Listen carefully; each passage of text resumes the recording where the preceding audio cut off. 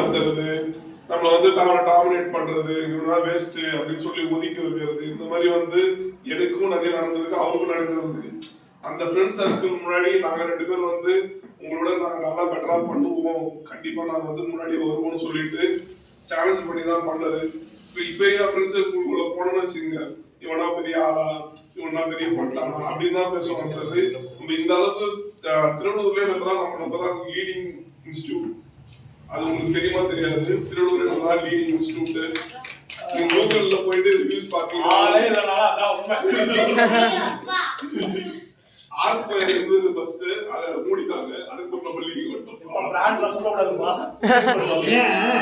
அத வந்து நம்ம எதுக்கு கீழ போடுறீங்க, அத பீக் போடுறது. மியூட் சரியா? அங்க வந்து பாத்தீங்கன்னா ஏற்கனவே வந்து 2 இயர்ஸ் இருந்தது, இது ஒரு 2 இயர்ஸ், மொத்தம் 4 இயர்ஸ் 5 இயர்ஸ் அடுத்ததா யாரை போடுறதுக்காக ட்ரை பண்ணிட்டு இருக்கோம்.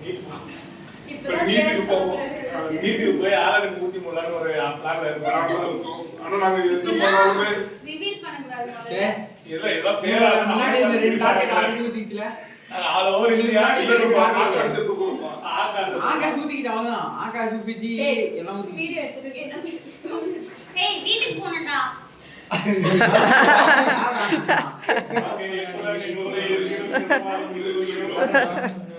உங்களுக்கு வார்த்தைகள் கருத்துக்கள் மாற்று கருத்து இருந்தால் படித்து விடுங்கள்.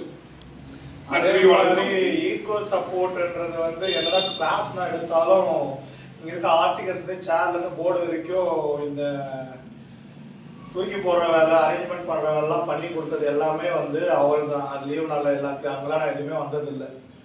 ஸோ அந்த ஈக்குவல் ஷேரிங்ன்றது மாதிரி தான் அது. நான் மென்டலாக ஒர்க்கை கொடுத்தா அவன் ஃபிசிக்கலாக அவனோட ஒர்க்கை கொடுப்பானே தவிர அது 50-50 தானே தவிர அது நான் 70-30 50-50 தான் இருக்கும்.